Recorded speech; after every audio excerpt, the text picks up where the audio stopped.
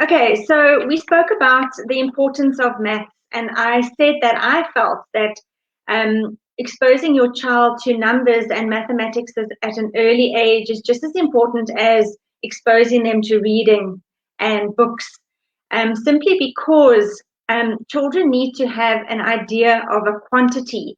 It's all very well to say, yeah, my child can count up to 10, but actually they are really just parrot fashion counting off numbers. And it's so important that your relationship with maths is good. So how's your relationship with maths?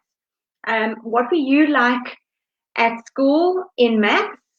Because your attitude towards maths will definitely um, influence your child's relationship with maths. So I'm going to leave that right here. But let's think of maths as a house. Okay, I want you to kind of picture a house with the foundations, the walls, and the roof. And if you can consider the fundamentals of maths, those concrete skills that they learn at the beginning, think of those as the foundations of the house. They need to be strong, they need to be secure. They are the concrete that kind of everything's going to build onto, because maths is a very complex subject. Maths builds on other things. So think of the house, the foundations being the fundamentals of maths. The walls, those are the semi-concrete skills. So these are the skills now that the child is starting to move away from sort of the concrete counters and the real objects and the things that they need to touch and feel, and then moving more towards the semi-concrete, so things that they can maybe use in terms of calculations. So we think of maybe a number line, a ruler, a measuring tape, a counting grid, and all of those kind of things. And then finally, think of the roof as the abstract skills. So these are the skills that they are needing to be able to do in their heads without needing to count something or do something. All right, so how do you tell which stage your child is at? Now, there's an easy way of having a little game that you and your child can play, and you can very quickly try and ascertain where they are. Are they on the concrete stage where they're very hands-on and they need the real objects to be counted? Are they at the semi-concrete stage, or are they at the abstract stage? So how you would play this game is you'd have a dice and you'd roll the dice and ask them when it lands on a number, lands on, let's say, 5, and you say, what's that number? Now, if they need to count those 5 dots, they're at the concrete stage. If they can just look at the dice and see the formation and know that that is 5, that is the semi-concrete stage. If they immediately can recognize that without even having to really count with their eyes the number, that's the abstract stage. So depending on how quickly they recognize that number, will tell you what stage they're at. All right, so now getting back to the house. So maths, again, as I said, is very much a complex subject. The skills the skills that the child learns build on one another. So if your foundations are weak, your house is going to be very shaky. So it's so important. That is why it's so important that you expose your children to numbers and quantity at a very, very early age. So we spoke about last week, we spoke about the 4 components or the 4 pillars of maths. So again, think about a table. It's got 4 legs, and each leg needs to be solid for the table to be not wobbly around. So the 4 concepts or the 4 components or the 4 pillars or corners of maths would be: number 1 would be their knowledge of facts, and that would be your tables and bonds. All right? Tables and bonds. We've all learned tables and bonds when we were at school.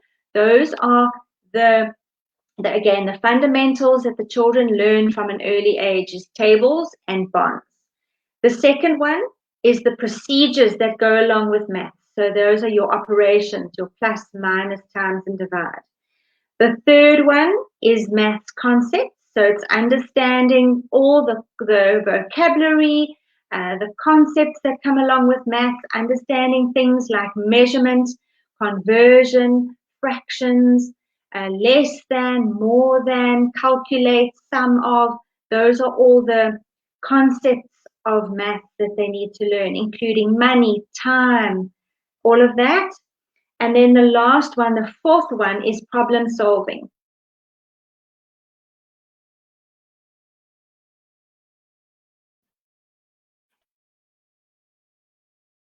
And relate the answer. All right, so those were the 4 aspects of maths. So again, think of your child and see how competent are they in those 4 areas.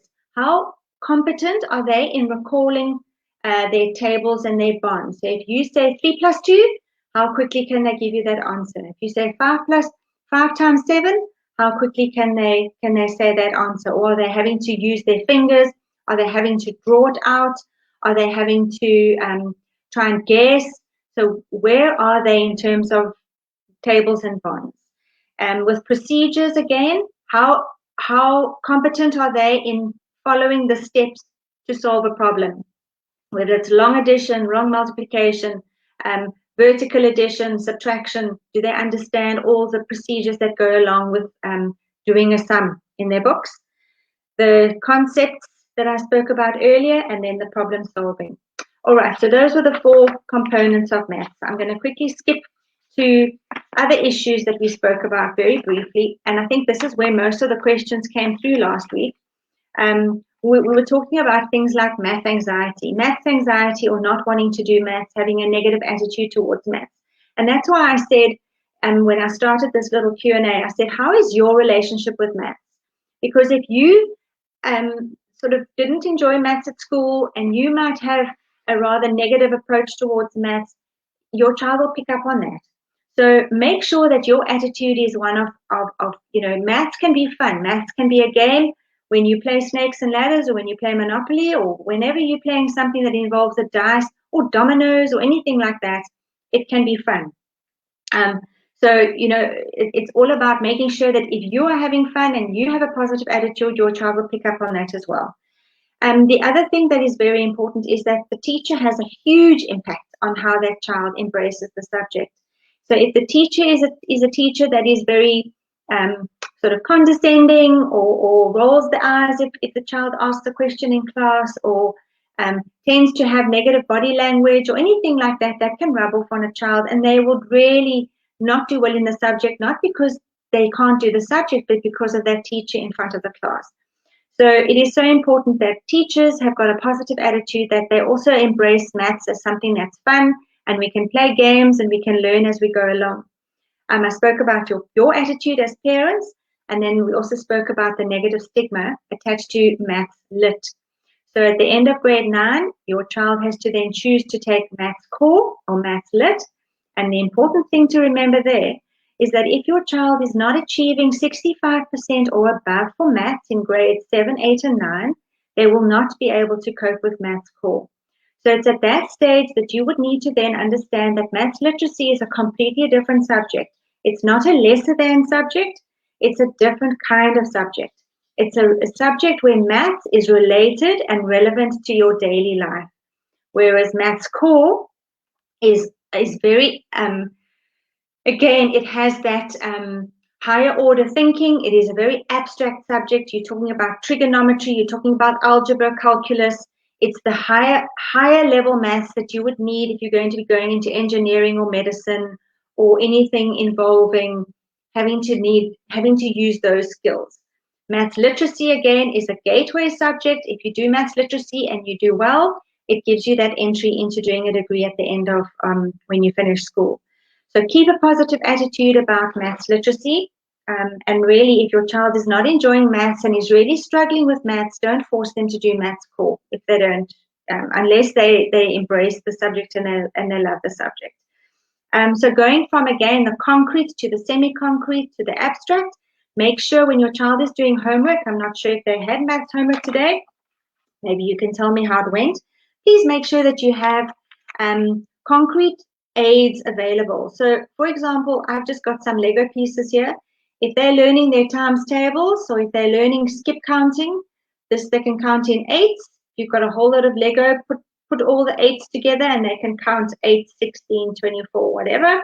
And again, also if they are learning skip count in fours. Put all the fours in a row and let them skip counting in fours. Same with the sixes, they're counting in sixes. You can also put Lego together.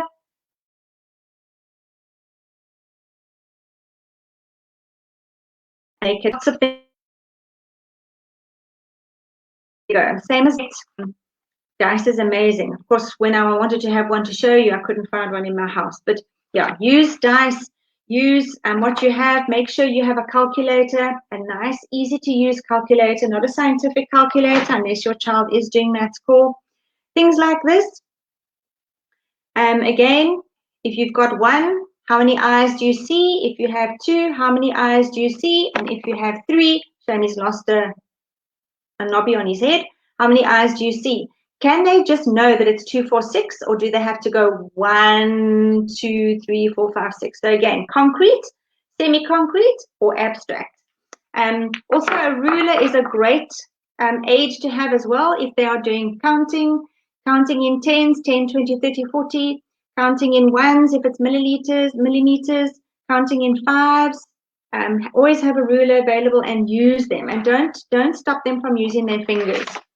God gave us fingers for a reason. Okay, I see there's a question, my friend Danny. Hafel, regarding some of the building blocks of maths that you mentioned, basic bonds and tables, can you elaborate a little on the importance of mastering these to ensure a solid foundation for children to learn new math content? So, again, this is quite a contentious issue because kids who have real challenges with sequencing and being able to memorize facts, and their memory is weak, they might struggle with concentration, they are really going to struggle to retrieve that pattern of numbers in their head. So again, I wouldn't force a child to know their times tables out of their head straight away. It's something that they're going to eventually learn. Look, we don't all remember nursery rhymes off pat. We don't all remember songs of lyrics. We don't all remember cell phone numbers off pat. It's because we don't have those skills. So if they need to have their times tables quickly, that they need to refer to, get a times table grid that they can have on their desk that they can refer to. If you're not sure what a times table grid is, just Google it. It's a beautiful little square piece of paper, and it has all the numbers on in a certain pattern, and they can easily tell, they can easily work out their times table from that. So not all children are going to manage to learn their times tables or their bonds off by heart. It will come eventually. It's almost like a development that they will reach, but they need to have lots of practice, lots of repetition, lots of drill, opportunities to do those facts in their head. Teach them little rhymes for them to learn. I mean, that 5, 10, 15, 20, 25, 30, 35, 40, 45, 50, 55, 60, it becomes like a song.